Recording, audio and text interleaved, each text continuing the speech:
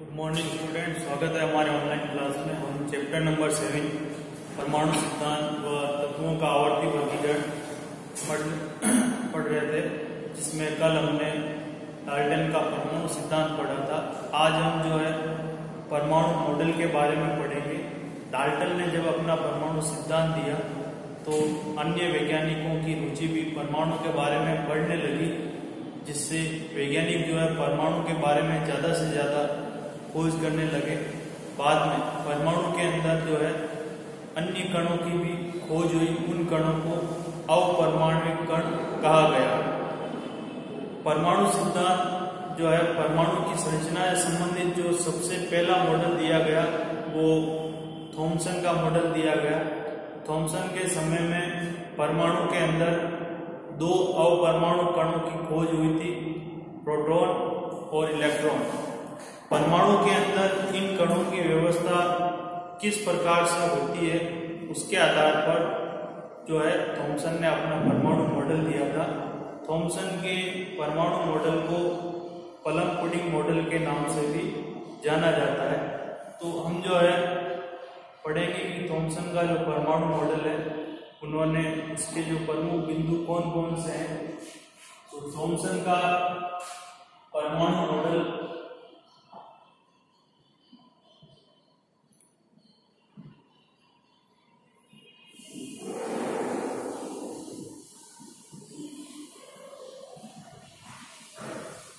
Thompson के परमाणु model को प्लम पुडिंग मॉडल भी कहा जाता है।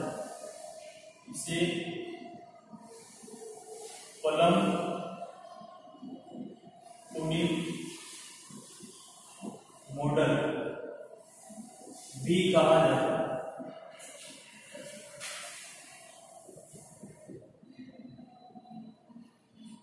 और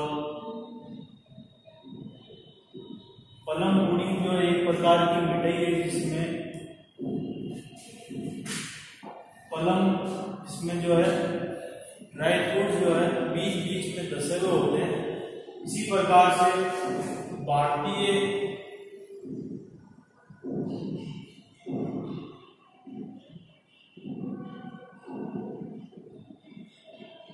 परिप्रेक्ष्य में इसकी जो तुलना है,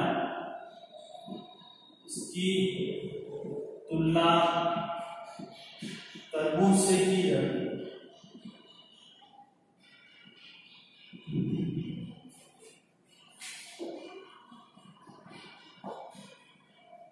अब ये जो मॉडल है थॉमसन का, जो परमाणु मॉडल है, थॉमसन ने ये बताया था कि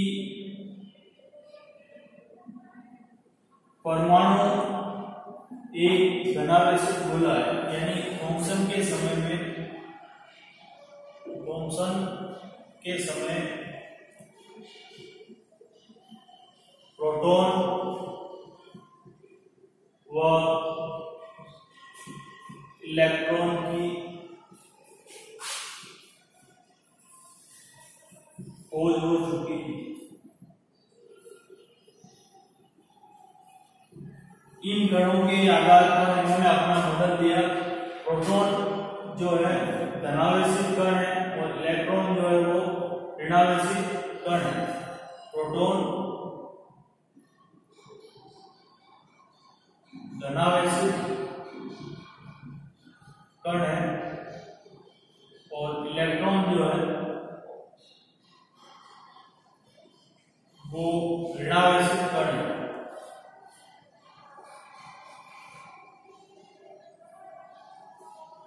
यानी प्रोटॉन के ऊपर प्लस आवेश होता है और इलेक्ट्रॉन के ऊपर माइनस आवेश होता है। ये कण परमाणु के अंदर पाए जाते हैं। तो थॉमसन ने इसके बारे में ये बताया था कि प्रोटॉन जो है परमाणु के पूरे भाग में पाए जाते हैं। यानी जो परमाणु जो है एक धनावेशित गोला है और इलेक्ट्रॉन जो है उसमें बीच बीच में धसे रहते हैं।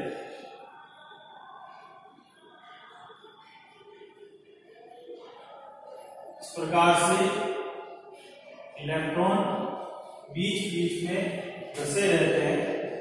जिस प्रकार से तरबूज जो है तरबूज का जो लाल भाग है उसकी तुलना प्रोटॉन से कर सकते हैं कि तरबूज के अंदर लाल भाग पूरा फैला हुआ होता है तो उसको हम प्रोटॉन मान सकते हैं, और तरबूज के अंदर जो बीच बीच में लाल भाग के अंदर जो बीज होते हैं उसकी तुलना इलेक्ट्रॉन से कर सकते हैं।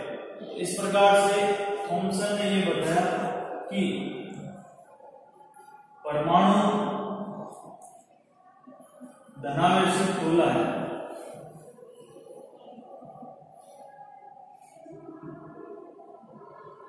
जिसमें इलेक्ट्रॉन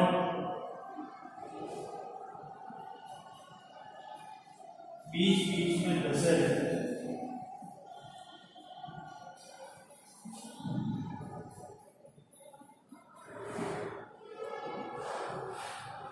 और उनके परमाणु मॉडल का दूसरा पॉइंट ये है कि परमाणु के अंदर धनावेश यानी प्रोटॉन और इलेक्ट्रॉन की मात्रा समान होती है। परमाणु में धनावेश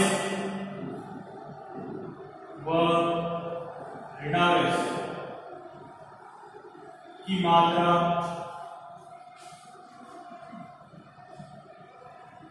समान होती है।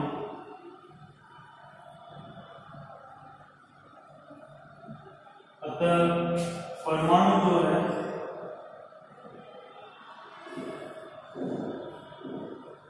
विद्युत रूप से उदासीन होता है।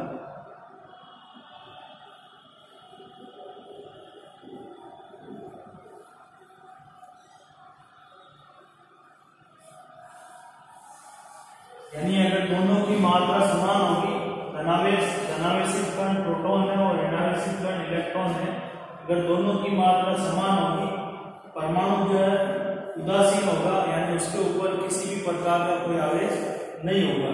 तो ये थॉमसन के परमाणु मॉडल के दो जो है बिंदु है, इनमें से बाद में ये पाया गया कि इनका जो दूसरा पॉइंट है वो सही है, और जो पहला पॉइंट जो है इसके बाद में जो मॉडल दिया गया है रदरफोर्ड का मॉडल, उस मॉडल के आधार पर जो इनका जो पहला पॉइंट है उसको जो है गलत साबित किया गया है। तो ये थॉमसन का परमाणु मॉडल है जिसका वर्तमान में कोई जो है महत्व नहीं है। इसके बाद में अगला जो मॉडल दिया गया वो है रदरफोर्ड का परमाणु मॉडल।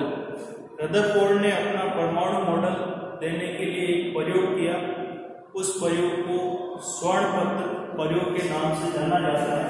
तो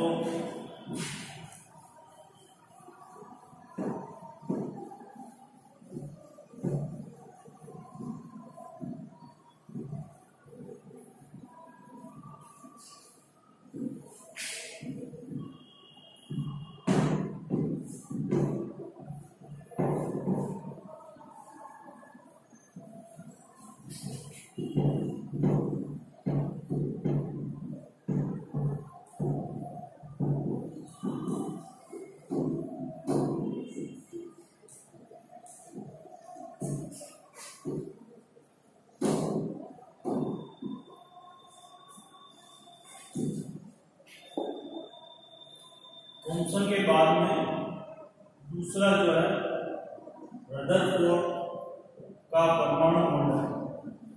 रदरफोर्ड ने अपना परमाणु मॉडल देने से पहले एक प्रयोग किया जिसे स्वर्ण पत्र प्रयोग के नाम से जाना जाता है।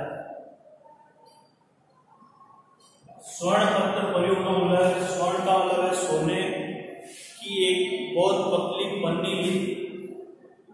बहुत पतली पन्नी लेने का मतलब ये है कि उसमें जितनी ज्यादा वो पतली पन्नी होगी उसमें परमाणु की संख्या उतनी कम होगी। तो इस प्रकार से उन्होंने सोने की एक बहुत पतली पन्नी ली, इसके चारों इस पन्नी के चारों ओर जिंक सल्फाइड का एक पर्दा लगाया। जिंक सल्फाइड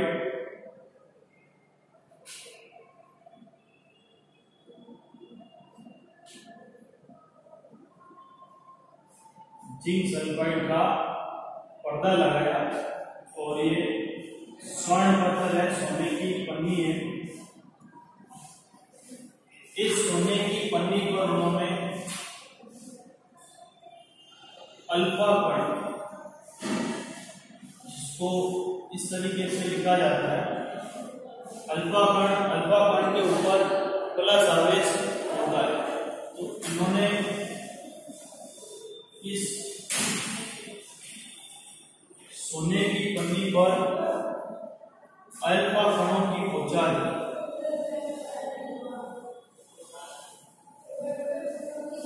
इस प्रकार से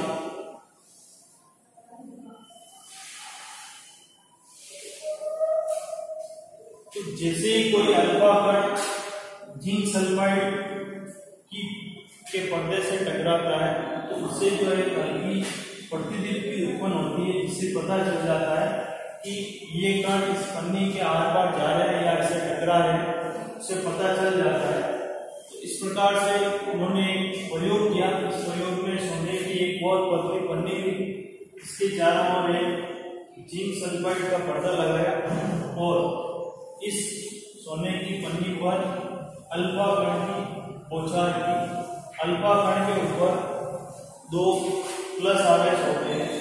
तो जैसा कि थॉमसन ने बताया कि परमाणु जो है धनावेशित गोला है, यानी उसके अंदर धनावेश पूरे भाग में फैला हुआ होता है और अल्फा कण भी धनावेशित होते हैं।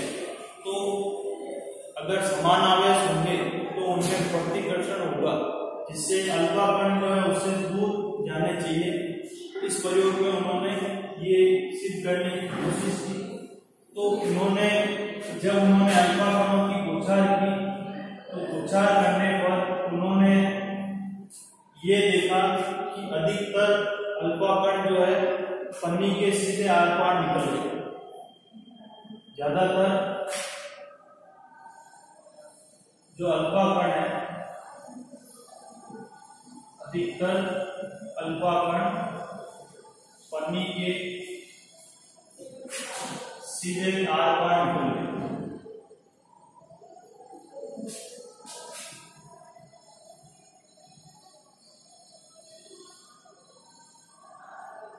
और कुछ कण जो है,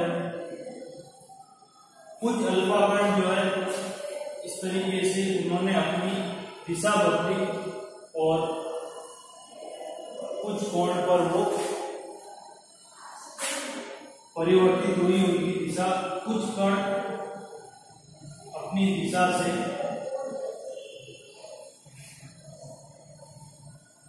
विचलित हुए और फिर उन्होंने देखा कि बहुत कम कण, लगभग 20,000 में से एक कण जो है टकराकर वापस उसी दिशा में आ जाता है। तो लगभग 20,000 में से एक कण टकराकर वापस उसी दिशा में आ जाता है।